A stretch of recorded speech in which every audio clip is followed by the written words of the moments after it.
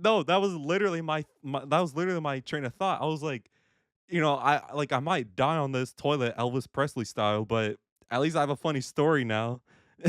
Hello, everybody, and welcome back to the Crash Happy podcast. The title battle is back on. McLaren have reopened the bottle factory, and is Kimi Antonelli the new tyre whisperer on the Formula One grid? Is all five of us. We're back once again. It's Daniel of No Skill, Mr. V, Mr. Pulse, and Formula Duck.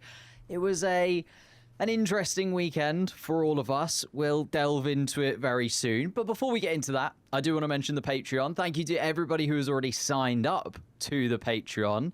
We have now got exclusive content over there. 2 brand new podcasts that you would have seen over the last couple of weeks, and a brand new podcast coming out the same time as this podcast. So now, just well worth going over there for the exclusive content and making sure that you don't miss out on anything Crash Happy, because why on earth would you want to miss out on Dan very quickly telling us about Fernando Alonso for the 20th time? Why does no one get my name right in the intro? The past 3 weeks, you've called me Daniel twice. That's not in my name.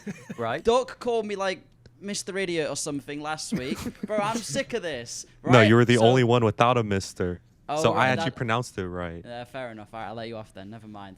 Fernando Alonso segment. Woohoo! It's what everyone comes here for. It's what all those lovely Patreon viewers say that they're the most excited for every week.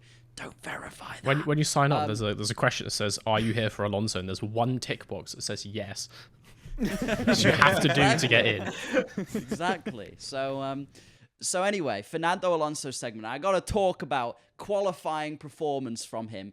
Mwah! Mwah! On the wet conditions, all right, on that slippery ass track, Fernando Alonso proved to everyone why he's still the best on the grid, even in a tractor. You put Max and Lando and Skibbity and this and that in the fucking rocket ships, and none of them can do what Alonso does. And for the first time all season, he smiled in an interview. He was smiling. I love it. I love to see him happy. He also hurts me less. So please, can he have some good results soon?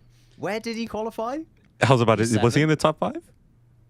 Yeah, but by Q3, the track was drying out, and we'd kind of got to the normal running order. And then in the dry, we saw the Aston Martin was about as fast as a shopping trolley in Tesco. So for him to make it to Q3 and be that competitive throughout the first couple sessions, it was just magical to watch, all right? Let me have my little wins. I didn't know. Qualifying was absolutely amazing. Like, we could spend more than enough time talking about qualifying alone, because it was one of the best qualifyings probably of the season. Like, Duck, you were there in the pouring rain. Did it at least make up for the fact that you were soaking wet? I mean, kind of, sort of, but like I was sitting there for like 4 or 5 hours in the rain. It was pouring rain. But then it stopped, right? It was, light rain. It was good. It was time for race 1 of F1 Academy. Then guess what? The rain starts raining again. Then we continuously get more and more wet, and then qualifying happens, and it is pouring. I mean, it was raining sideways. You would have thought we're in the vegetable aisle in the grocery store with how much water there was. I mean, it was... What? Like... Are the vegetables underwater? Well, you guys don't have that? There's like some grocery stores here in America where like they have like mist, like water mist. No, just, like, why would you have that, man? I don't fucking know. I don't grocery shop, but How hot are your grocery stores? It's like freezing cold here all the time. Now just be ice coming down from the ceiling. Well, maybe that's it, because every grocery store I go to, like Walmart, Target, whatever, it's always humid in there. So, I mean, maybe it's that. But no, basically, point is, qualifying was extremely wet, and I'm surprised I didn't get sick, to be honest. I mean, Jesus Christ. Yeah, you got to spend like 1 day in Manchester, my guy, and you will be like chronically ill or something if that's how a little bit of rain gets to you. I was going to say, like, the images on TV, it wasn't raining that much. In the grand scheme of things, it was kind of fine. Well, by the time of qualifying, it wasn't that much, but I mean, it was raining like an hour and a half before, like pouring rain. I have a video of it. It's not going to look well if I show it here, but I mean, it was like quite literally raining sideways. I mean, it was fucking insane. I think every day for the past month it's had that rain here in Manchester. Yeah, it's still not impressive. Almost 2 hours of rain. Can you imagine, guys? Oh, terrible. No, I mean, man. we did actually see, like, the full wet tyre. So even Formula One were like, it's properly raining. And I think Pirelli just needed an opportunity to use them because they must have carted those full wet tyres across 18 different countries at this point during the season. Never seen them on a car. And then finally, Mr. Pulse, we saw some full wet tyres. Did they work, in your opinion? Yes, they did. I thought they worked perfectly fine. I know some people like saying that because there was a hell of a lot of lockups, but like, it's qualifying. It's a wet track. There wasn't any aquaplaning. Nobody spun, I don't think. Like, Leclerc had like one mini spin and his engine cut out. Max spun.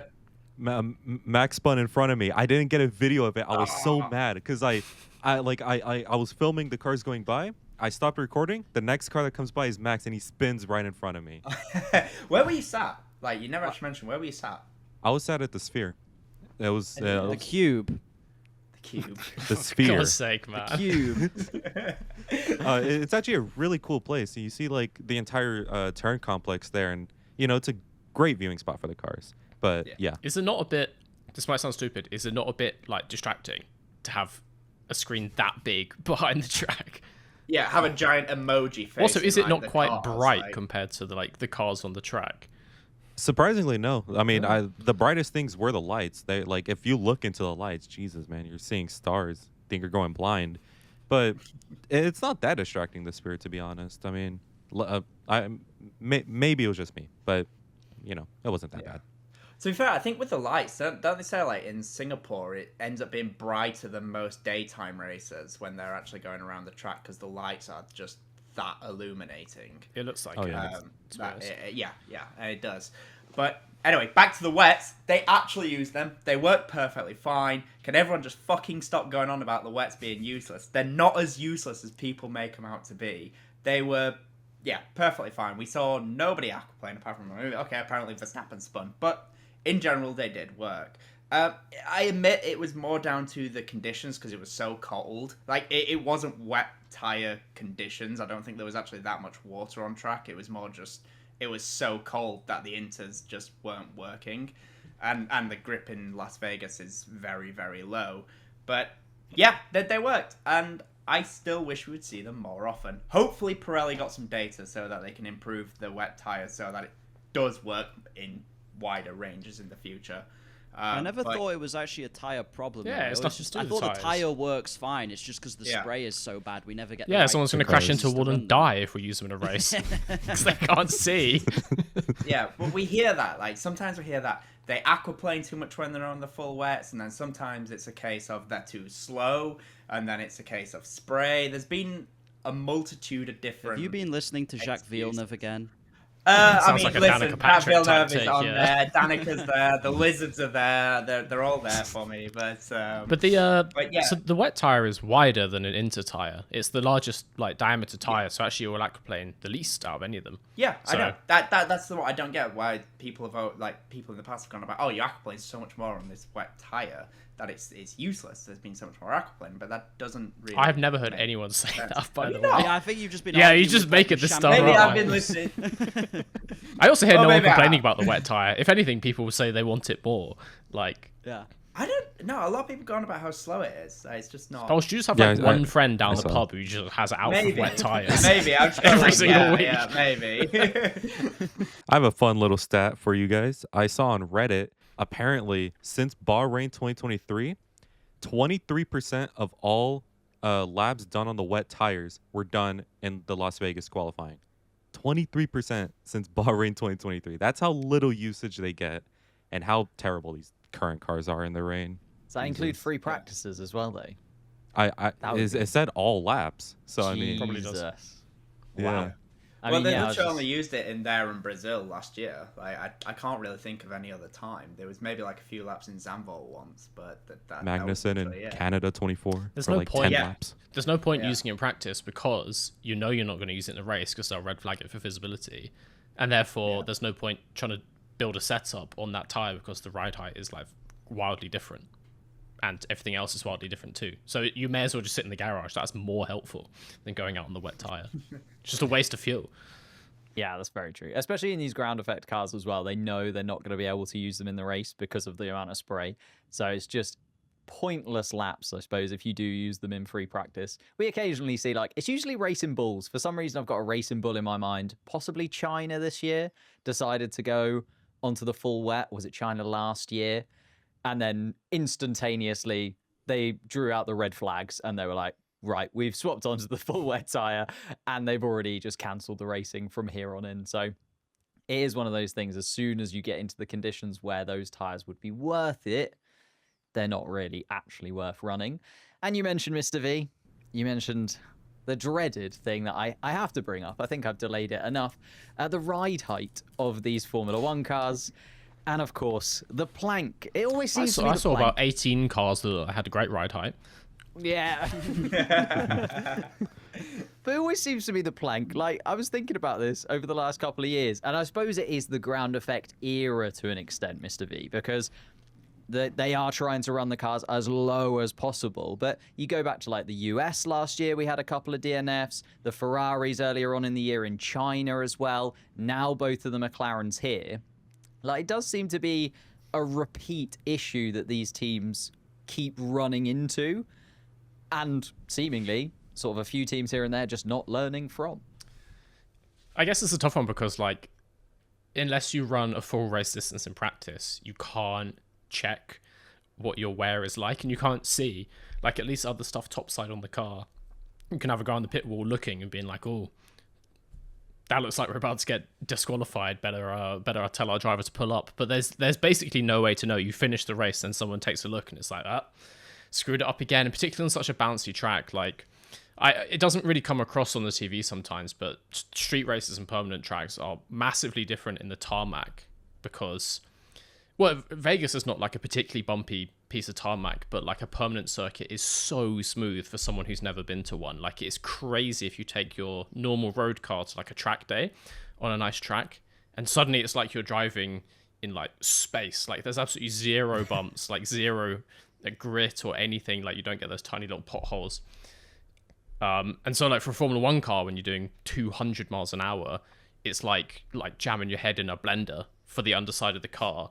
So they're just going to get mashed up, and it's really hard for them to know, particularly when you basically get no practice laps or no relevant practice laps. So it's kind of luck. But if anyone was going to have this kind of luck, it would be McLaren this year. Yeah, if anyone was going to roll the dice and just absolutely come up snake eyes in Vegas, it was certainly going to be Zach Brown and the McLaren crew. Like, we do find a way to just absolutely throw it in the wall. So Lando Norris finished P2, Oscar Piastri finished P4. Both of them pulled up for plank wear issues after the race. Both of them disqualified from the Grand Prix. And I just want to ask, Duck, did they check your pockets for sandpaper? Like, where are the files? You said, literally on the podcast 2 weeks ago, or maybe even a week ago, that you were going to somehow sabotage the McLaren cars. You did it. I don't know how you did it, but you did. I just have it like that, man. I'll tell you something. When the driver parade was going around, I locked eyes with Lando, and he immediately knew. He immediately knew that I was up to something. Look, I have the invisibility cloak from Harry Potter. I just put it on, went under the cars after the race, scraped it all off, and boom. You are welcome, people of Formula One. I'm a man of my word. I was so flabbergasted. The fact that you called it and that you were there. Like, I don't know if it'll hold up in court, Duck. If you get pulled up, there is going to be so much evidence against you that Zach Brown is going to be coming for you and everything you have ever earned, because it is insane that you managed to call it so well. Well, I'm just going to travel to a different country. You could find me in Cuba under a different name. They won't know where I am anymore. Probably But, I mean, in like- Cuba. Like, I honestly, pure coincidence. For legal reasons, it was pure coincidence. And it's hilarious too, because in my predictions for my preview for Vegas, I think I predicted Lando to win, or like for him to do good. But then I also made another video predicting the rest of 25. Right? And I said, oh, yeah, Lando, he'll do great in Vegas. He'll become the champion by Qatar. Don't worry. What happens? Now Max is right there, 24 points. So Sorry or thank you, depending on who you are. I mean, I'm going to take the full blame for it. I think after Brazil, I literally said the words, the championship is over. There's nothing to worry about. Lando Norris had been so good in Mexico and Brazil that I was like, surely it's done. And even in qualifying in Vegas, he was still so strong. Like, had he not made that tiny mistake towards the end of qualifying, he would have probably been on pole by about a second to everybody else. But then come the start of the race, Pulse, straight away, he's going down to turn 1, and he just bottles it, doesn't he? He tried to outmax Max and immediately realised he's not as good as Max, missed the corner, lost second, lost third. It was beautiful. I loved it. I watched it again multiple times. I will say, I think McLaren were just like very unlucky. I don't think it was like actually anything too malicious from them. I think they were just like incredibly unlucky that, you know, practice 2 was cut short when they do their race runs, and they didn't compensate enough for that. They probably didn't do as much long running as the others, so they didn't know. Also, I do wonder if Lando didn't back off, I do wonder if they would have got away with it. And I want to know if anyone else thinks that basically Lando backing off in those last few laps and saying fuel related or whatever it was, like, that sent bad signals, and that if they didn't say that, I do think they might have got away with it. What do you mean got away with it? Like, they wouldn't have been checked? Yeah, because they don't check all the cars for plank. Yeah, but it's a lottery. Yeah. But so they don't like listen to your radio and then decide who to check. It's a lottery, so they would have checked the same cars regardless. Possibly, yeah. It's like decided before the race, pretty much. I'm sure. I do wonder how many cars they check. I've never actually looked into it. It's one of those things you should know. I think there's normally about 2 that get a comprehensive check, and then there's like 5 that get a lesser check for more like quicker things. Because obviousobviously, like, to check stuff like the skid block is much harder. You got to raise the car and get underneath it. But yeah, and obviously every car gets weighed and stuff like this. So yeah, there are certain logistics to it, and trying to. I think we've talked about this before, where trying to check every single car for every single thing would just be impossible. Like, you would have to have so I fundamentally many disagree. people. The sport's making like tens of billions of dollars. Just employ more people. Well, employ more have to people have and more so car many lifts. people. It would literally only take like an extra 5 people in a couple hours. Like, it would be fine. But that's the other thing, right? The extra couple of hours. There is already we had get the cars in the plane. Like, we've got Lando Norris on the podium. Like, the awkwardness is, and I think one of those things I was thinking about after the Grand Prix, you know, crying myself to sleep, was if Lando Norris had like won the championship here in Vegas, say, and then we find out 2-3 hours after the race that he's then been disqualified. Like, say that then they're checking all the cars and that becomes 6 hours after the race. Like, how long after the race? Have you ever heard of cyclist Lance Armstrong? Yes. There you go. I wait, hold on. I like, actually don't know this. He was like a really famous cyclist. He won like, I think, Olympic gold medals, Tour de France, like a bunch of shit. Years later, it turns out he was doing drugs the whole time and got all of his stuff stripped away from him. So it's doable. Yeah, he won like It's 6 Tour de sport. France's in a row, and they've all since been revoked. So someone else is now the champion for those years. Go back to your question. You talk about was McLaren being unlucky. I think there's one thing to talk about on the technical side of this that has been covered a bit in like F1 media, but it seems that no one who writes about Formula 1 understands basic physics or car design.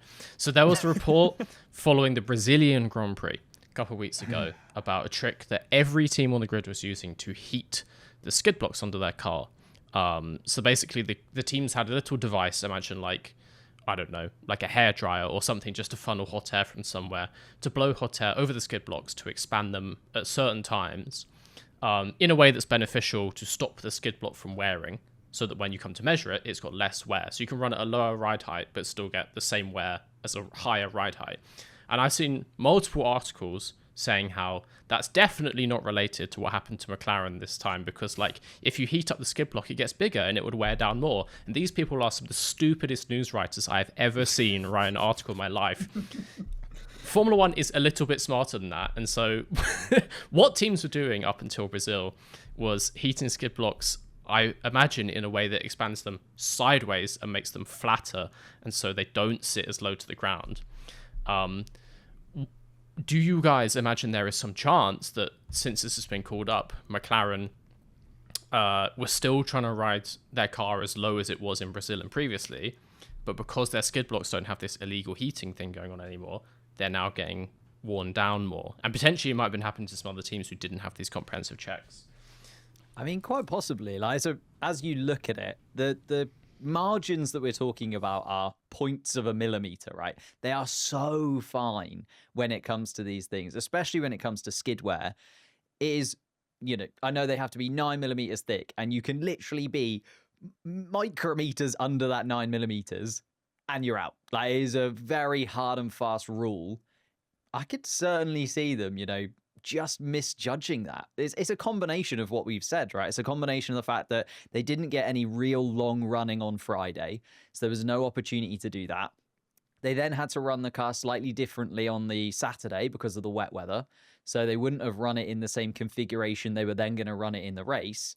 And you've got this on top of that where, as you say, if they were trying to use this extra treatment of the skid block where they are funneling it in a certain way and they couldn't do that in this Vegas Grand Prix, why wouldn't they, you know, think, well, we ran the car at this ride height for maybe Azerbaijan that's got a similar, like, very long straight street circuit. They probably were looking at some of the data from Azerbaijan and maybe just miscalculated it a little bit and thought, actually, we can still get away with this.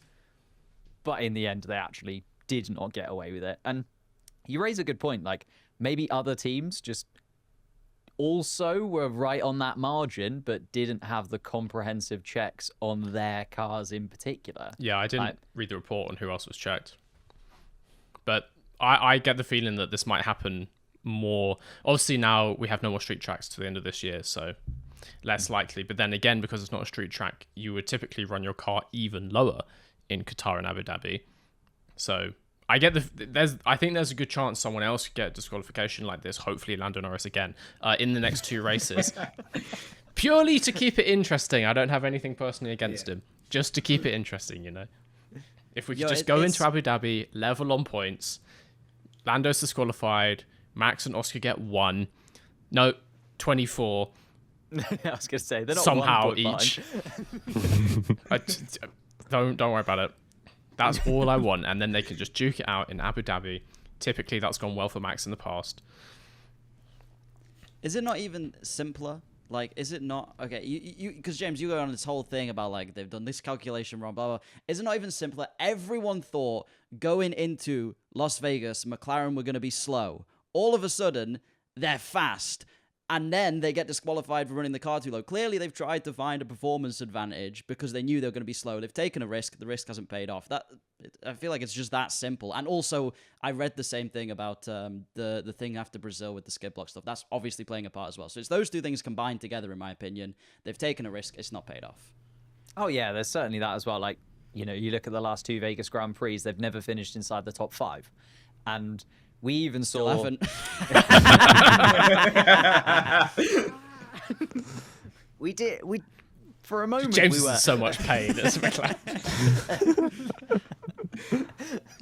Well, actually, no, I was going to come to Dan because surely the only McLaren driver that's actually in pain is Lando Norris, because your man who you backed for the title, Dan, you believed in him. Only because you made me back someone. I don't give a fuck. I just want it to be interesting. Like, any of them can win it.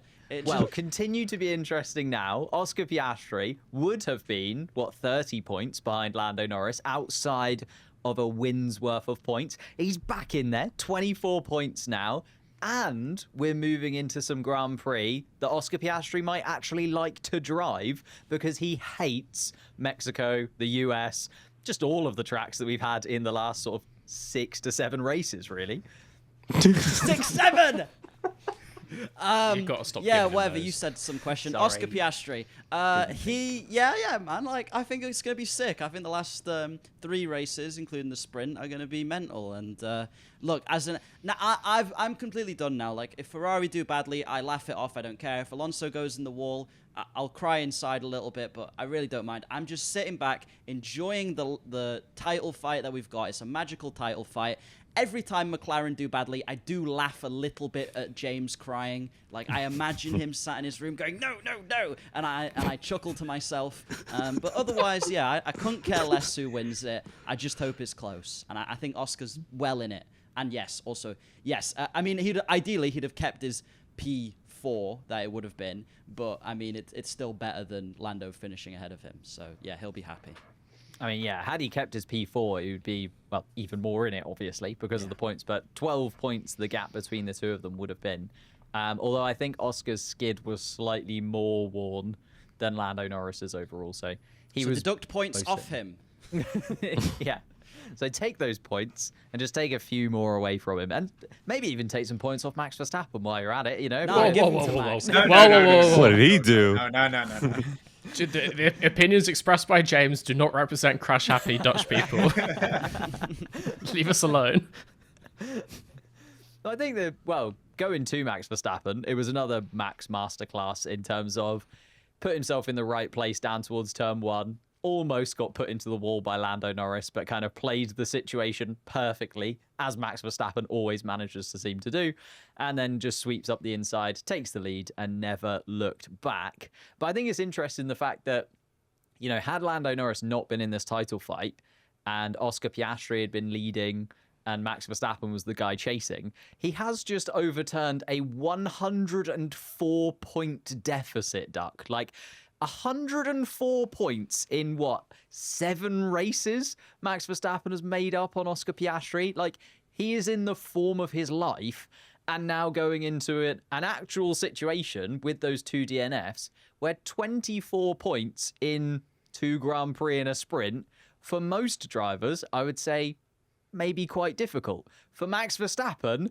I'm genuinely worried that McLaren are going to throw away this championship.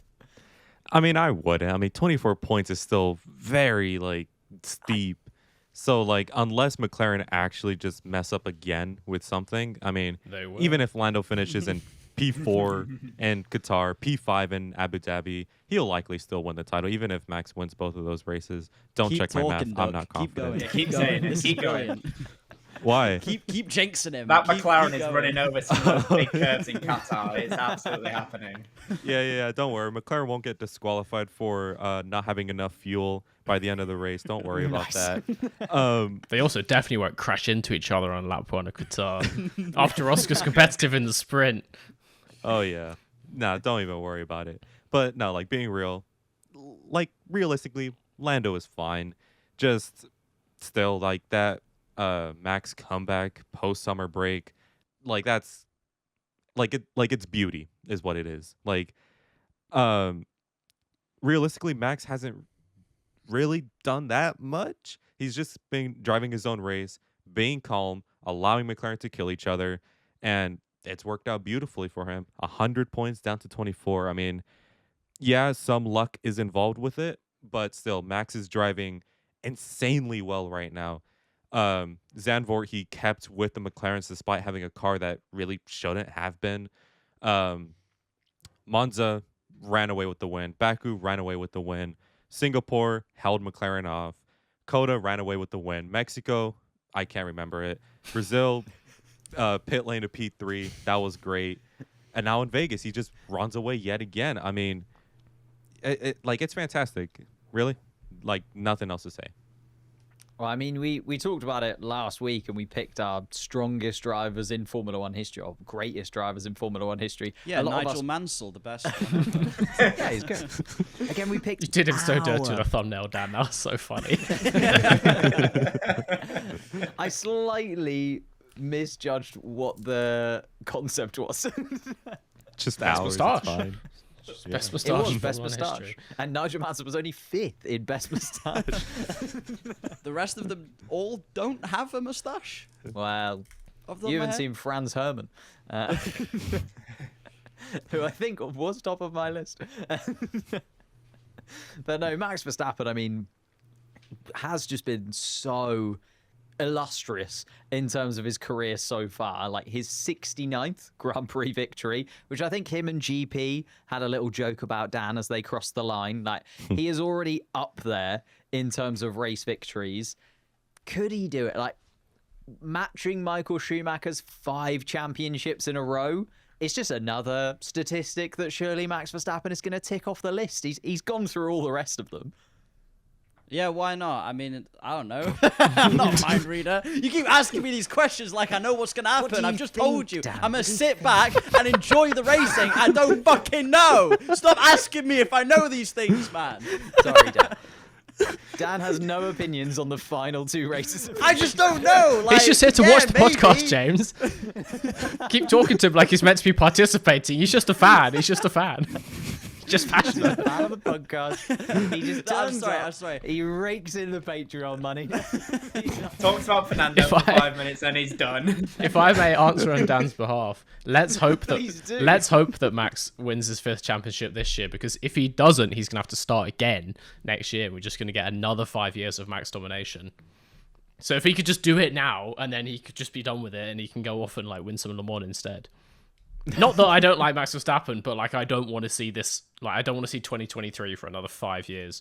Thank you. Well, I mean, 2026 is a little bit of a lottery anyway, right? Because even Max is kind of keeping his powder dry on where he's going to end up in the next couple of years. There was all the debate around him going to Mercedes earlier on in the season. He sort of stood back from that a little bit. I think just so he has more cards in his hand, to be honest, because he can now use next season. If Red Bull are good, just stays there. If Aston Martin are good, he'll probably replace Alonso. No. If Mercedes are good. Talking of Aston Martin is becoming kind of Red Bull 2 at this point, with a lot of ex-Red Bull people there, including potentially Christian Horner. A lot of rumors today. We're recording this on Monday and this comes out on Wednesday. So by the time this comes out, Christian Horner might be team principal of Aston Martin for 2026. I think he's allowed to start work. It might not be January, but it's something. It's in his like exit clause with Red Bull. There's like a specific day. It'll be like May or something next year. But he's been heavily linked to the green team that now has, Adrian Newey, who has worked with Christian Horner a little bit and has some success. So Just a little bit. I don't understand. Didn't Newey leave Red Bull because he didn't want to work with Horner? Was that not like the whole point? It's a little bit. Yeah, I think that was the story at the time. But I mean, I can imagine they've like not kissed and made up, but they're probably on like You better never know with terms. Christian. Christian Oh god. whipped it out and was like allegedly whipped it out, and yeah. Fair Yeah, I enough. think when you're at the level of Christian Horner and Adrian Newey, and you're getting paid literally like sums of money that don't make sense to normal people, Yeah. you'd probably just put that aside. Especially because Adrian Newey, well, it seems from all the talks at Aston Martin, is literally just doing his own thing. Like he's just turning up to work when he fancies. He's just sort of rocking up to meetings whenever he feels like it. And then they just give him some paper and a pen and they go, look, just do a design, do a car for 2026, make it good, and then we'll just make that car. But it is interesting, like Christian Horner coming back, Pulse. I wouldn't have expected it to be Aston Martin, to be honest. Like, it's close to home. but Yeah. He lives just it down the road. kind of Too makes far. sense. Yeah. Well, where else would he go? Like, Alpine. realistically, if you were thinking, where else would he go? Where would you have Horny go, James? I didn't really see him anywhere, to be honest. I thought he'd just kind of pay his debts and give his dues, right? Like He's got no debts he's now. been- 100 mil from Red Bull when he left. Yeah. How big were his debts if he's not clearing them with this not 100 debts, mil payout? literally, but I heard a rumor he was the one dressed as Mickey Mouse this week. That was fake. That was fake. They filmed it like before the weekend, didn't they? I can What? confirm. Yeah. Yeah. Yeah. Why would you fake a guy in a Mickey Mouse costume? Like that's not. You know, if it was some like huge celebrity, let's say it was, I don't know, like fucking Beyonce coming out to perform, maybe she wasn't available at that exact time. But like, that's just some guy on minimum wage from like Disney World. Like, you could have just done that live. Like, were they worried about the water not working? They unfroze Walt himself for the event. That was actually just his ashes getting blasted up in the air. It wasn't fountains. Wait, was it actually fake? Was it not? Yeah, it was. It was wasn't. pre- recorded it was then, a real it thing, was it was pre-recorded. pre-redone. Yeah. Okay. It wasn't like Yeah. a CGI Mickey Mouse. No, it was done on like Wednesday or Thursday or something. Did they not turn those fountains off actually for the race? Maybe. I feel like I've heard that one year. Duck, And then did you see the fountains? Were they on? Well, when the live show was going on, they weren't. But like for the race, I don't know. I wasn't sat there. I can't confirm. He was too busy staring at the sphere. Cube. Well, I actually have a question about the Vegas Grand Prix specifically. Like, can you walk around the whole track, or is it like bits that are like completely separate? No, you go walk around it. It takes a long time though because it's a big track. But yeah, no, I think last year we walked around it and it was pretty cool. That's about it, really. I mean, you could drive on the track in normal traffic hours. That's also cool. But no, yeah, it's just very big. It's gonna take like maybe like 2 or 3 hours to go around the entire track. Not walking on it, of course. But I was just saying, biggest scandal of the weekend, Duck. No free Heineken. Oh, Nope. Yeah. What was that all It, about? honestly, I cried when I read that in the Discord. honestly, it was kind of like a joke, man. Like in 2024, all food, all beer, everything complimentary. Just go, ask for it, you get it, right? Without paying a Were single you staying penny. in like a presidential suite at the Bellagio or something? No, dude. I had like the cheapest ticket last year. So I would think that with me, spending more on tickets, like the food will stay free. No, not even not even this year in the cheapest area was the food free. Like it was like everywhere you had to pay for it. And it was like Disgusting. like why? And to make matters worse, the Heineken, guess how much it was? $13. 13? What size Yeah. vessel are we talking about? Like I don't Bro, you know, have to no- learn the like a numbers. normal Like you can. can't just do it with It, your hands. it was a normal You can. gotta It start was a drinking normal way can. more. Pint or like a half pint? A US I pint's could different show to a you. British pint, Dan. Actually, it's smaller. Oh yeah. I could show you a picture I so was you gonna could say like judge it. 330 milliliters, but he uses fucking. That's a little burgers or can. something. There's a little can and there's Yeah, a medium that's a can. There's a little big one, can. little can, big can. Oh, it's the blurriest big picture can. I've ever seen. It's not it's a no- focusing. It looks like a 440 to me, Yeah. unless it's a thin can. Like Let's a just Red say, Bull. for argument's sake, like 500 milliliters. Alright. Okay. Guess how much that was? 12. $8. $12.90. 12 sounds good. Yeah. You guys, you poor guys. That thing was $17.30. Nah, Yeah. you can actually like no joke. You can get cheaper pints in London, and in London you're putting a mortgage down in a bar. Like fucking Yeah, hell. I was out on Saturday and I was drinking pints for like $7.40 in Mayfair of all places. Fucking hell. $17. Bro, I could buy a I mean, keg for that price. yeah, like by itself it was $13, but they taxed you on the freaking beer as well. So it came out to $17. Like initially, me and my brother wanted to get one for each other. No, man, we just got the one beer, took a picture of it, and threw it away, man. Like, because that, oh my god. Threw it away. Well, drank it and then threw it away. Right, so Yeah, you didn't litter then, which is good to hear. Yeah. But, oh god. Like honestly, it was actually kind of a big joke, and the food I would argue was probably worse. Like I saw a guy get I think it was like a hot dog or something. It looks like the most like driest, most stale, most rubbery hot dog I've ever seen in my life. Oh, so just Like- American food then? That's Well, essentially, but like it was clearly just like $2 white bread and like I don't know, like some weenie found in a trash can, just put in a hot dog sold for $10. I mean, it was crazy. I've never seen a hot dog that didn't look like that in the US. Not gonna lie to Yeah. you, man. That's true. Just need to go to the real places. The places with 3 stars. That's where the good food is at. Three Michelin star hot dog stand. Yep. Yep.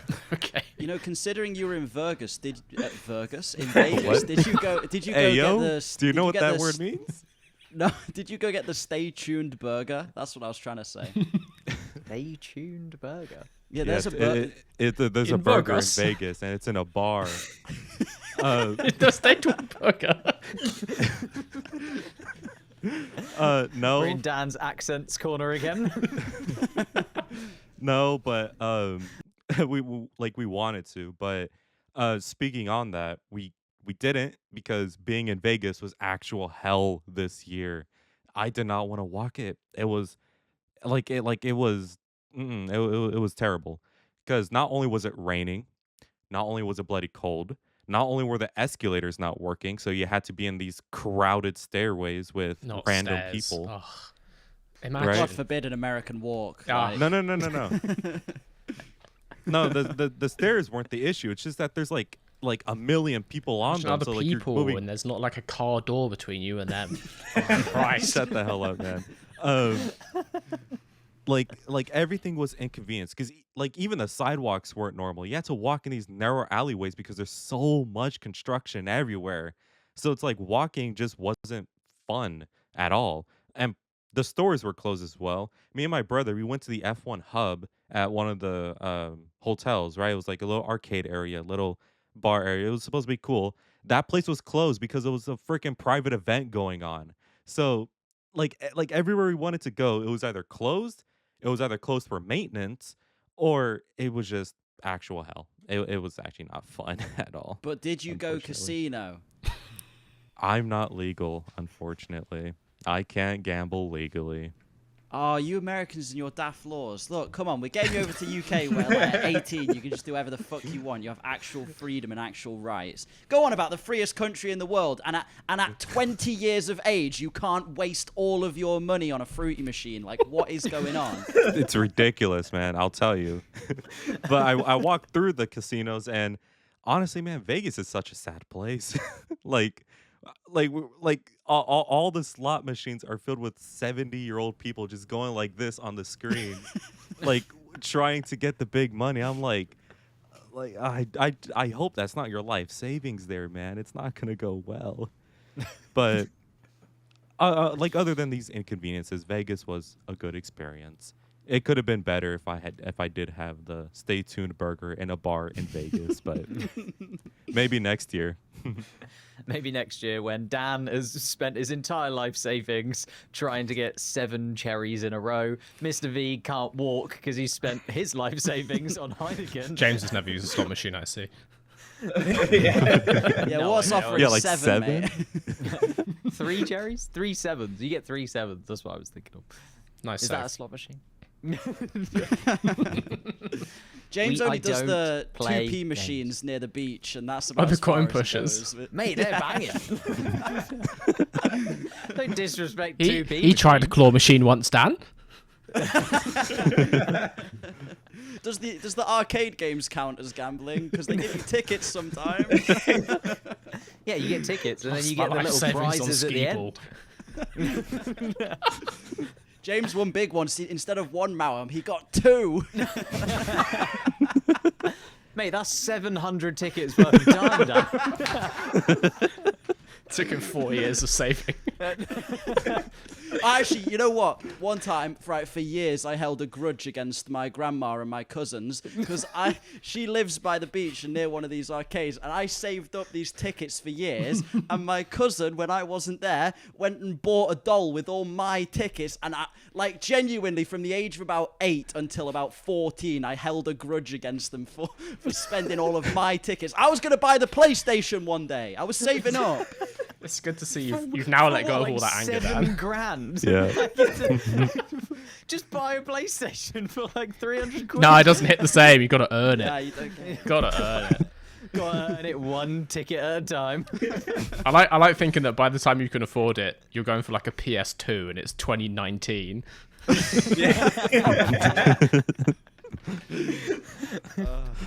I like to think that it wasn't actually her cousin, Dan's cousin, that got a doll. Just Dan's grandma has now got a PlayStation 2, and he just hasn't told Dan about it. She hides it away every time I come round. You know what? I'd respect it at that point. Like, I wouldn't even be mad. That poor woman, Dan. You didn't talk to her for 6 years. No, I just held a grudge. I didn't not talk to her. It was just icy and unfriendly at Christmas. Yeah, that was Dan's yearly Christmas argument with his nan. Slashed her tyres every time he went round. Didn't hold a grudge, though. No, yeah. Doesn't affect him. I'm over it. I'm over it. Do we do Formula One on this podcast? Yeah. Sometimes, very rarely. Yeah. I was going to say, talking of drivers who also probably didn't get up to too much in Vegas, Kimi Antonelli, 48 laps on the hard compound tyre. Like, I know that we discuss Pirelli fairly often and the fact that they just produce the tyres that Formula One give them, but 48 laps and then to still come out with a podium, like, is Kimi Antonelli now the brand new tyre whisperer? Because we were told throughout this weekend, Dan, like, there's going to be graining. Vegas is a hard track to do the laps on. It's going to be, some people were even saying the two-stop strategy might come into effect. And then Kimi Antonelli literally just pits on the first lap of the Grand Prix and just goes for the entire rest of the Grand Prix at a fairly decent pace. And then with the disqualifications, picks up a podium. Were you asking me there? Yeah. Sorry, yes. Yeah, all right. Okay. Sorry, Dan, I forgot you were just spectating. No, no, I thought I heard my name, but I wasn't 100% sure, so I wanted to double check. But yes. Still angry about his nan. Seething rage. We reopen wounds. I'm so sorry. What I was going to say, I remember hearing in the race, basically everyone was only running the other tyre compounds because, you have to run at least one other tyre compound. But apparently the hard tyre was just the tyre to be on. I think any other racetrack, it wouldn't have been an issue. The tyre compound probably would have worked. But the fact Vegas is the coldest track of the season, if I'm not wrong, it just means you get, negative tyre wear. By the end of the race, with how much your fuel burns off, it negates the effect of tyre wear and you're actually going faster. So, yeah, in the end, the overcut was just incredibly powerful for Kimi. And again, props to him because people would have been suffering with graining and stuff, and it's easy to lock up in Vegas. So it's not just that the tyres were maybe a little bit not the best compound-wise. It's also props to Kimi. He did do very well to keep them going for that long. Still very impressive. There's a slight difference from last year's Las Vegas Grand Prix to this year's as well. They changed the race to be 2 hours earlier. And I think one of the big issues with it was it wasn't as cold as last year. So last year, obviously, there was a lot of graining and everyone's tyres were falling off a cliff. And that's just because of how much cooler it was. But I think them having it 2 hours earlier and it was a warmer race than last year meant that the graining just wasn't a thing. This year. Also, obviously, the tyres are just more structurally sound this year versus last year. I saw something earlier speaking about the tyres because everyone has shit on Pirelli quite a lot this year. There was one thing Ocon said, and I was reading about it on Race Fans, and basically Ocon said that drivers can't complain to Pirelli about lack of degradation and overtaking because it's exactly what they asked for. They asked Pirelli for more structurally sound tyres that allow them to lean on it more.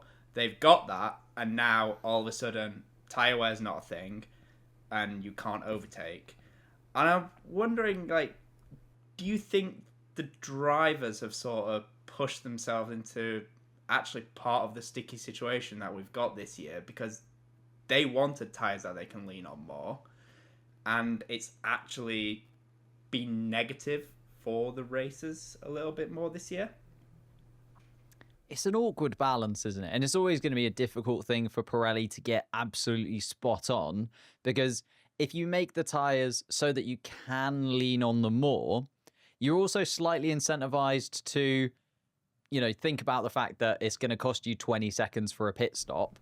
And if you can lean on them just a little bit less, but not miss out on the fact that you're going to have to stop for 20 seconds, it's such a fine line. It's such a really difficult balance for Pirelli to get right, I think, because if you make the tires last longer, then all it ends up doing is everyone just manages them for the entire race because they only want to stop once. Whereas if you then make them grain more, as you say, the drivers then complain, they can't push, they then have to think about that balance of, okay, is it actually worth a 2-stop, or does everyone just manage their tires a ridiculous amount so everyone still stops once, but they still get the benefit of the tire not quite just falling off a cliff? Like, I can't remember what it was, actually. I was watching a race from a previous season, and the tires like got to a point where you would literally push them like 2 laps too far and your pace would drop by like 3 seconds.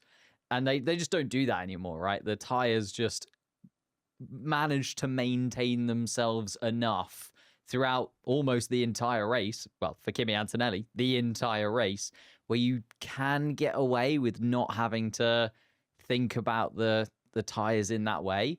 I suppose, Mr. V, with 2026 coming up and the cars being completely different, is it almost a clean slate for Pirelli, do we think? Or are they trying to sort of keep the tires the same because the cars are going to be so different? They don't want the drivers to have to adapt to the new cars and the new tires and everything else.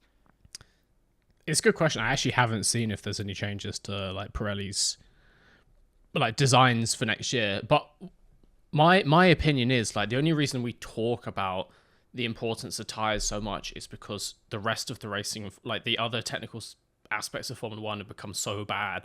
Like, yeah, like there were issues with certain tires back 10, 20 years ago in Formula 1, but like cars could follow each other and so they could still like make passes and stuff. Like Formula 1 has just become a race strategy simulator at this point.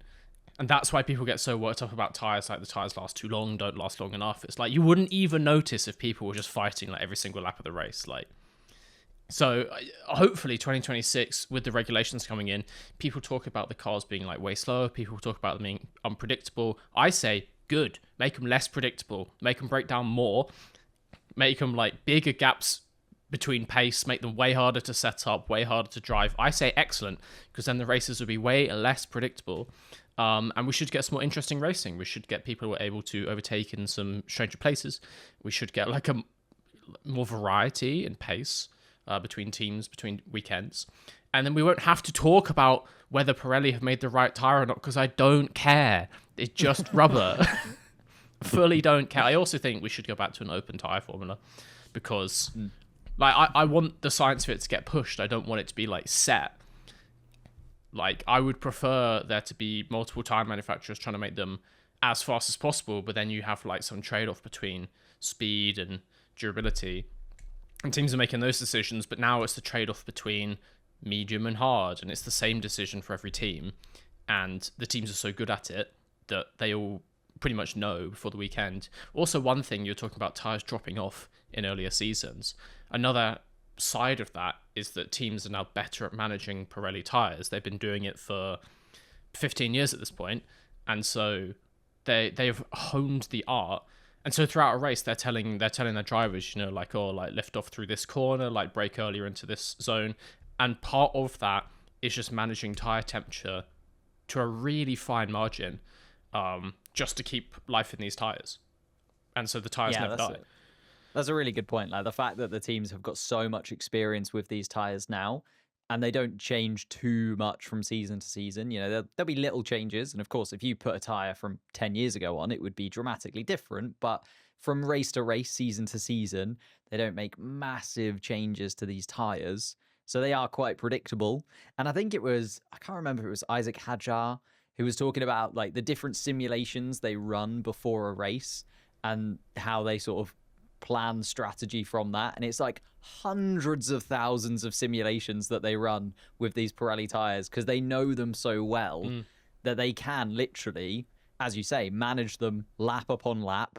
And even if something slightly different happens, they've already run that simulation. Like they've run so many simulations that they've basically got all of the answers. Like, it's almost like a solved formula. Yeah, but also when you talk about simulations, like teams are simulating what other teams will do. So actually, before the race even starts, you kind of know that if we qualify front row, we're probably going to be running like first, second, third going into the race. We kind of know that the teams in the 10th to 15th position are probably going to pit around this lap because of what the teams behind them are going to do. And therefore, we're going to pit around this lap to get into a window. Like, they're simulating to such fine detail, but they can do that because they know all the teams are on the same tyres. They know the teams are all going to have similar tyre wear. I say open the tyre formula. Like, if like Alpine want to turn up with some Nankangs next weekend, let them do it. Nobody's going to know. And then you can't predict it. They just turn up with like some random, you know, like Halford's Eco Sport. But it will throw off some simulations. It will make it harder to predict. If they did it like almost like the engine manufacturing, right? If they had like teams with certain tire manufacturers who, you know, they lock in for a certain amount of time or a certain amount of years, and you go like, right, we're all going to have Mercedes power units, but maybe Williams have a slightly different tire to McLaren, have a slightly different tire to Mercedes. Have you ever heard of Formula One before 2007? Like, yeah, it's exactly what we used to have. And like, yeah, you would sign with a tire supplier for the season, and obviously tires, like, there are regulations on the size of wheels and size of the tires. It's not like you can turn up with like go-kart wheels. Like, everyone's got the same size tires, and so you can swap between them between years. But like between Bridgestone and whoever, like the rubber completely different. So one might be faster, but it doesn't last as long. One might not be able to take turn one Indianapolis. You know. I do have one question. I'm really sorry, Mr. V, but tire related. Don't we next weekend have our silly maximum laps again? We do. What? Yeah. You know, Yeah. You didn't know? Qatar a couple years ago where they could only run 18 laps at a time. We have another one of those this year where they can only run like X amount of laps on a tire before they have to pit. It's I did not 25. know that. It's a little bit. laps, yeah. I actually It's haven't like watched Monaco Qatar the last earlier couple of in the years. year. I'm always like, I always seem to be busy in Qatar. And ironically, again, I will not be watching it live this year because I will be I will be traveling. No, I didn't know that. Is that because they explode in the heat by any chance? Yeah, Qatar has well, it's a slightly different rule to because Monaco had the 2-stop, didn't it? It was like you had to do 2 stops throughout the Monaco Grand Prix. It's not quite that. It's a restriction on the maximum number of laps Maximum stint you length. can complete. Yeah. I think So that's it's, again, garbage. I it's- say let them go for it. If they explode, then fine. What are they going to hit? What are you going to hit in Qatar? Like, what is near that track? Honestly, Very true. it's like Sand. 17 miles of sand in every direction. There's not even a fan there. I think I genuinely saw the total grandstand capacity is like 10,000 people in Qatar. Something Yeah, like but stupidly Metallica small. are playing it. Who doesn't want to go? Should we all go next year? Dan can do his casinos in Qatar. I don't think there's going to be casinos in Qatar, James. I don't think they like them. We can go to there's casinos in Bahrain, I think. Wait, maybe not casinos, but they've got like some stuff. Bahrain is like Middle Eastern Vegas. They have like less laws, and it's just over a bridge, so you'll be They fine. let the women drive there. They're crazy. Oh dear. Pulse, if you cut that joke out, I'm suing you. Oh, it's staying. It's staying. It's staying. Don't you worry. We're cutting just to you and nobody else. No, but I say let the tires explode. Like, who didn't enjoy Silverstone 2020, whichever, like one of the 2 races, when everyone's tires kept like imploding and falling off the car, and it was great. And there's more things to hit in Silverstone, and no one died, so let them do it again. Just say like, go for it, lads. Your tires might explode on lap 25. You decide whether you want to pit or not. Or literally the race in 2021 in Qatar. There were like 4 punctures for different drivers. I mean, Yeah.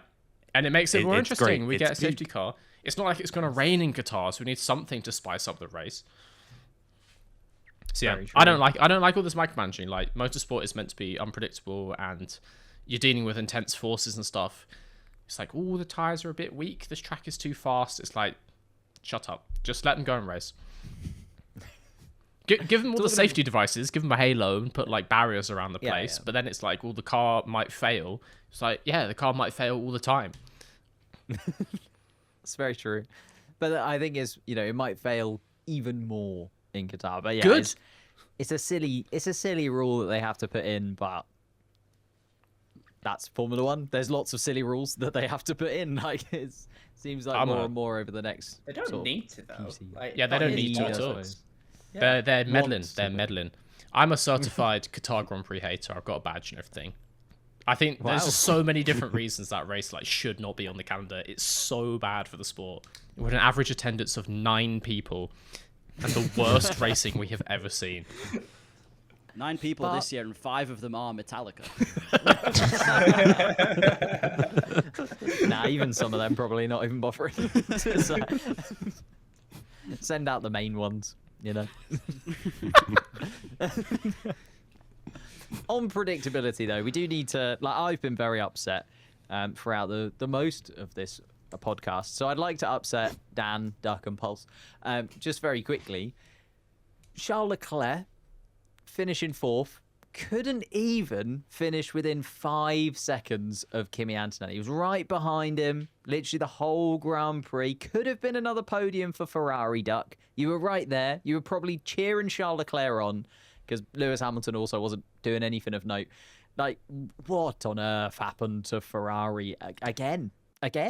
Strategy and Lyco managing their fuel, and then the strategy wasn't good. They literally had I don't know if they ran some simulation or F1 manager or whatever strategy that appeared for them. They just went with it. They didn't even try anything, and lo and behold, nothing happened in the race for them. I mean, I've reached a point where I think I'm the most depressed as a Ferrari fan I've ever been. Stage agrees. That is including 2022. That is including 2020, because 2020 we were so bad that if we got a P5 or something, it kind of felt good, right? 2022 we were there in theory, so maybe we could do it again. But 2025, it's literal purgatory. We're in this gray area of being utter garbage, but having the potential to do more. So it's just like a giant blue balls that just never resolves itself. It's terrible. I hate it. I mean, Lewis Hamilton disagrees with you in that he does not think he's in purgatory. He genuinely just went for the full-on I'm in hell. This is a nightmare. He has called this the worst season of his Formula One career. He's right. He has gone all out now. I mean, he did qualify in 20th place, so it wasn't the greatest start to the weekend for Lewis Hamilton, and then followed that up with an 8th place finish in the Grand Prix once all the disqualifications happened. So P10 on the road behind, and most of that was turn 1. Most of that was just turn 1. He did fuck all in the race.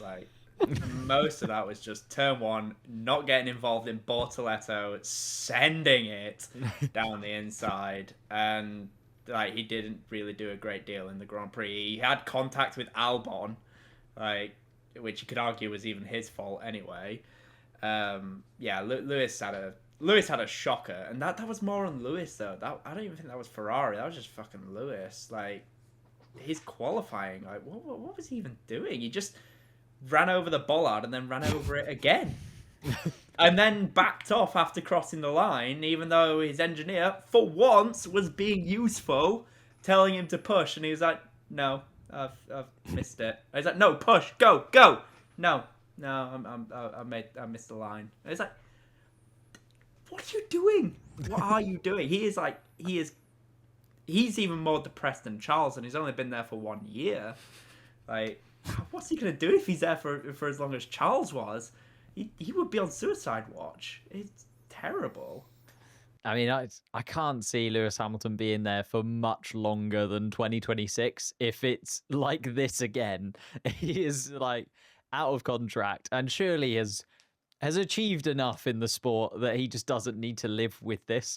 Whereas Charles Leclerc, you can kind of understand he's sticking with it just in the vague hope that Ferrari actually get their act together at some point and put together a championship-worthy car. They nearly did it at the start of 2022, and then Red Bull just obliterated everyone from sort of 7-8 races into the season onwards. So He's holding out hope as Charles Leclerc, bless him. But yeah, both of the Ferraris again, just in this void of disappointment. It's like He's holding on to hope, but I don't think so anymore, really. Because have you seen the rumors of him like literally 90% sure going to Aston for 2027, depending on new information has come out, depending on how they perform in 2026. Like if they perform, good for like the first couple or several races, then it seems like Charles is going to pull the trigger and finally leave Ferrari to join Aston, which, truth be told, I'm kind of indifferent about because, like, as a Ferrari fan, I want him to get success. Like, he shouldn't have to suffer all this time. Like, I'm not going to be that petty and say that, like, no, he absolutely needs to win the title at Ferrari. No, it's his career that's on the line, not Ferrari's. And I think he needs to make that decision soon. But on the other hand, I'm like you kind of stuck this far. I mean, who knows? Maybe 2027. Keep being it's depressed. finally the Charles. year. Just keep the clinical depression. It's fine. Don't worry about it. Yeah, your Sunk therapists cost are going to get out of a fallacy, job. Sunk cost fallacy. Don't fall for it. I do guarantee, though, and people can clip this when you're making Mr. V's Always Right compilations in 3 years' time. As soon as Charles leaves, Ferrari is getting like back-to-back championships with whoever replaces him. I guarantee you this. Charles will leave 2027. They'll pick up like Antonelli to have like an Italian in the car. The most dominant season we have ever seen. Like blows Max Verstappen's 23 out of the water. Every single race wins them like over 2-minute margin. I guarantee you. And the second he joins Aston Martin, if they do very well, they're going to do absolutely terrible. It's the Fernando Alonso effect. Exactly. Joins a team on the way down, leaves them on the way up. And then he'll come back like Kimi when he's all washed up, and then Ferrari will be bad again. And he'll get like 1 win in 5 years. At the end of the day, I couldn't give a fuck who's driving for them. I don't support the Ferrari drivers. I support the Ferrari team. Obviously, for reasons, I prefer Charles Leclerc to Lewis Hamilton. But if Kimi wins it in 27, as Mr. V said, if fucking Lance Stroll won it with them, I do not Lance Stroll's care. Ferrari, I crazy support move. the team. I don't support the drivers. So just get their act together, pull themselves together. But also, James, McLaren double disqualification. At least we got a P4. Dan, you got less points than Red Bull again, and Red Bull are one man. Helmut Marko apologized to Yuki Tsunoda. He did, and How Yuki Tsunoda substantial. finished 12th, and again Ferrari still fall further behind Red Bull in the standings. At least we got a P4. Whatever. We have matched our third best result this year.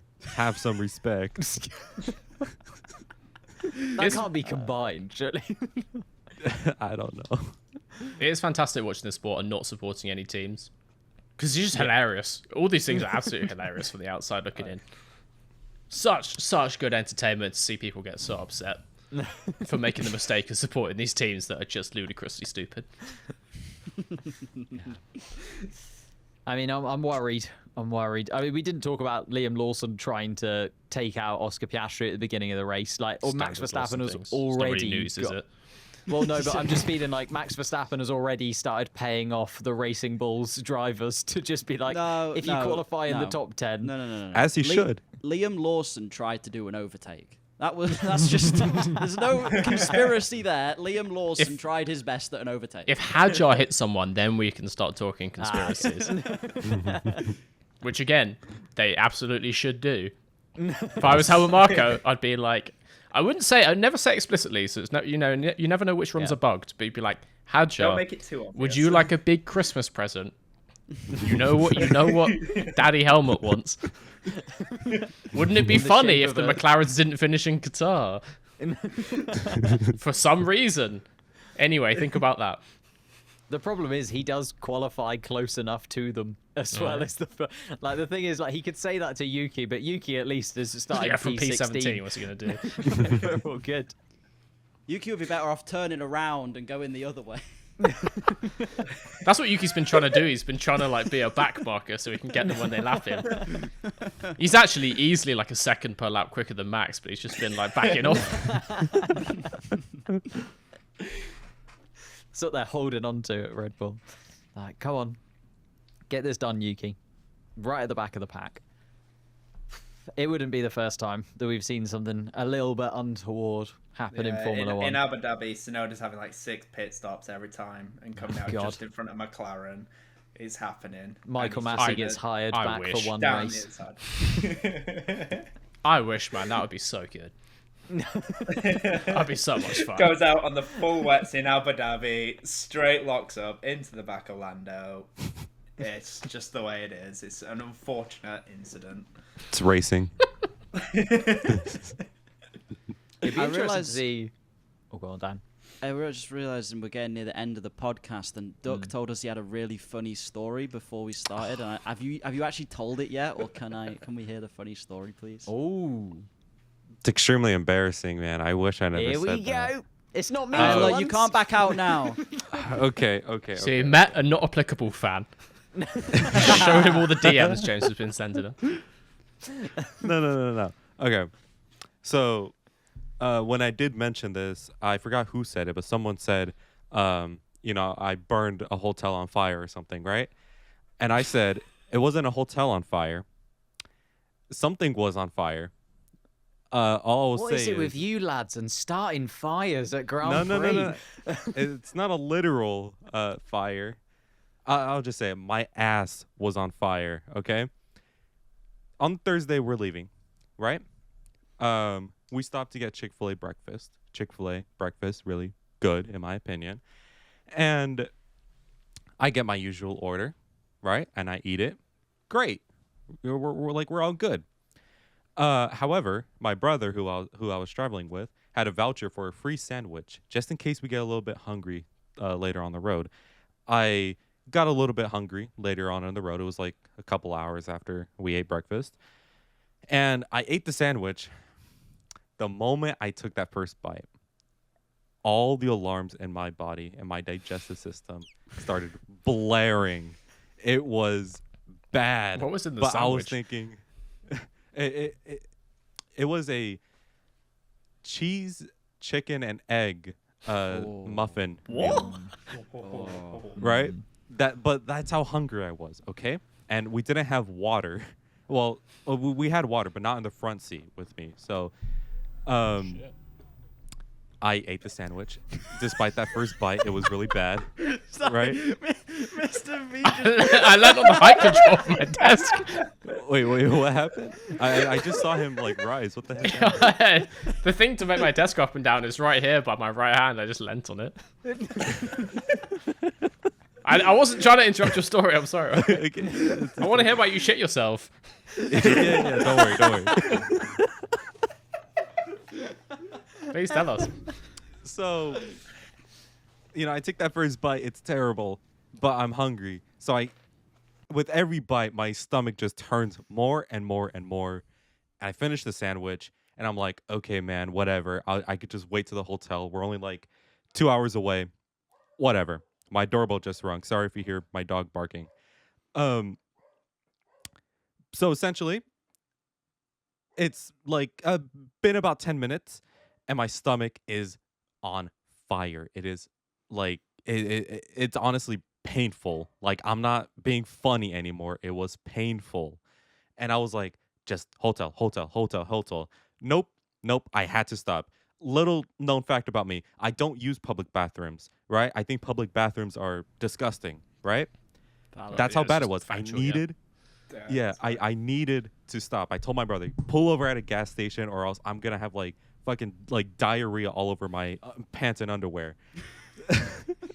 So we stopped there, and I kid you not, I put a stopwatch because this is how embarrassed I was.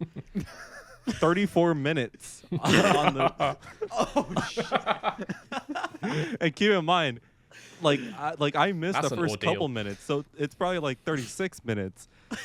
Love that you were in an emergency and thought, need to time this. Gotta time this. Gotta make This would be a fun story how on the long it podcast. was. Yeah, Copying receipts. no, that was literally my train of thought. I was like, I might die on this toilet Elvis Presley style, but at least I have a funny story now. When in Vegas.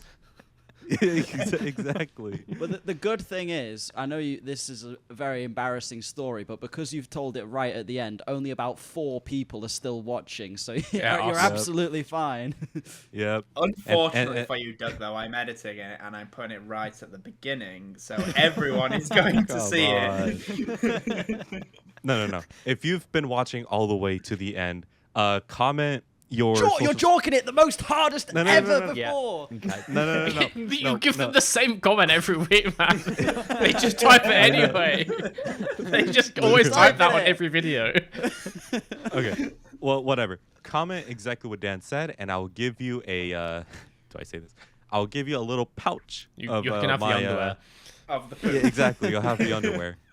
Exactly. No, Like a he's little gonna send piece you of the fabric of sandwich it. so you can experience it yourself. Yeah. Oh my god. It like. Is that a standard Well, menu item from Chick-fil-A? Like a chicken No, yeah, cheese yeah, egg? Yeah, it was a normal item for breakfast. And the worst part about it was, despite my stomach turning when I was eating, I was like, it's not that bad. And, oh, God. But that was my funny little story about how I almost shit myself in a car. That's funny because now 2 out of the 5 people on this podcast have almost shit themselves at a Grand Prix. We can get that Who's number up to next? 5. Yeah. yeah. Yeah. Oh, you can't get breakfast at Chick-fil-A in the UK. That's sad. I was trying to see if Where I is can. Chick-fil-A? Don't we only have one? Yeah, there's probably like one in London. Oh, There there's might one in be one in Leeds. There you go. Oh, well, Leeds. You guys are missing out. I'll There's tell one you. at Temple Patrick Services on the M2. Oh. We got a Popeyes in Manchester. I'm yet to go, but We've gonna got give it a- Popeyes give in it a try. Sheffield. Get the Five Nights at Freddy's meal. It's the worst shit you'll ever have. The word, They like, the word they shit don't have is in that. I went to food, or you're Popeyes. gonna I went to have- Popeyes on Saturday. There was no Five Nights at Freddy's meal. Be thankful because the little cupcake they give you that's supposed to be like Chica's little cupcake, it's literally their normal biscuit with strawberry frosting. It's so garbage, man. Like, Isn't God. a biscuit savory? no, their biscuits are dry as fuck, man. It's just eating sand. Like, drier than savory, if that's possible. But savory, do have savory's a terrible. flavor. Anyway, I went to I don't know. Popeyes on the weekend, and I don't know about in the US, but in the UK they're doing like so like they have obviously dips, which normally come in it's like 50 milliliters, like a little thing this size. Yeah. They were basically just doing like normal drink cups full of dip, so you could get like a half-liter drink cup full of ranch, and it was 2,500 calories because they have to list it. Jesus Christ. Like, And I was like to drink? What? I presumably And to dip die. stuff into, but like when you put it in a cup, someone's gonna try it. But I was like, Yeah. how many people are meant to be sharing this? I hope that's not for one person, because on the side of a meal that's already like 1,000 calories. But even between like 4 people, that's 800 calories of sauce each. There's just You way have to too finish much. it. Just way too much No one's sauce. making you. No one's putting a gun to your head going, yo, eat all this sauce. Like, you can just leave it. But I can't. I have to finish the plate, Dan. Yeah. There's kids in if you- Africa, Dan. If it's Who aren't between, lucky like, enough to. severe cardiac arrest and leaving a bit of sauce in a cup, I'll just leave the sauce. You entitled Take little the man. diabetes, it doesn't matter. Just What take it. privileged upbringing you Yeah. had, Dan. What I was going to say about Five Nights at Freddy's is, did anyone see that you could watch the now nicknamed Five Nights at Verstappen's? You could watch for free the Formula One through the Las Vegas open to the public security cameras. Oh, yeah. So basically, Las Yeah. Vegas, their street cams, you can find them online and just watch them. And so people were going on the security cameras and watching the F1 for free, and it's now been nicknamed Five Nights at Verstappen's. I mean, that's pretty clever, to be fair. Like, give them their dues. I don't know why you'd want to have access to security cameras for other reasons. Like, are they just open source? Yeah. Imagine how access? funny Las Vegas security cameras would be. Like, come on. But, like, why are they just open to the public? That seems I like think it's there's city loads of them. law. There's loads of them like that in the world. I remember doing this as like a kid, and you find websites and you have to like list them, and you click on one, and it's like I remember I clicked on one, it looked like it was a military base, and it was really snowy, and I was like, is this like a Russian military base? It looked like suspiciously like all the uniforms and stuff are weird, and I was like, I get the feeling that by watching this, I'm now being like watched in return through my webcam. You use the website, and all of a sudden you're watching somebody through their Dell laptop. And then the camera feed just like switches, and it's a camera looking at me from behind in my room. It's just someone outside the window with like a handheld camera. Mental. Absolutely mental. The world that we now live in. Am I right? I feel like I'm the oldest man in the world. Back in my day, we didn't get access to security. But on that note, let us know in the comments down below which security cameras you'd most like to watch. Whilst you're down there, join the Patreon. We're going to be live. No, not live. We're going to have a video up on Patreon that we're recording just after this one. So for more information on possibly Five Nights at Freddy's and Mr. V being watched, join us for that over there. Just £5 a month. I actually will tell the Manchester story as well, because there's a few people really excited for that. I refuse to be silenced by all of you horrible people. Well, actually, a bit of behind the so this weekend I'm going to Manchester and I'll be visiting Dan. Dan, should we go to the post box and we can film it for Patreon? It's like well out of our way, but we can give it a go. Yeah, It's worth the trip. It's worth the trip. It's like a It's gonna be 2-hour magical. round trip to see just the post box. it probably will be Just like a normal an hour post box. 20 minimum if we like speed run the post box. But yeah, Speed run the post box. I can't wait to crash into it in a car and take down this post box. I did Just post. I did actually withstood, post, you know, like nuclear blasts. I did post a picture of it to the Patreon, so for people Did who you? are already subscribed to the Patreon, Yeah. you You can did, have a you look did. at it now. Just a grainy photo of a post box. No, For just £5 a month, guys, you too can see some high quality content. they should be paying more. They should be paying more. I mean, if you want to see the post box, you know where to go. We were also going to put some normal kind of videos on there for people to Yeah. enjoy. One day. Thank you guys so much for watching. Leave likes, subscribe, all that good stuff as well. And we'll see you next week, if not before.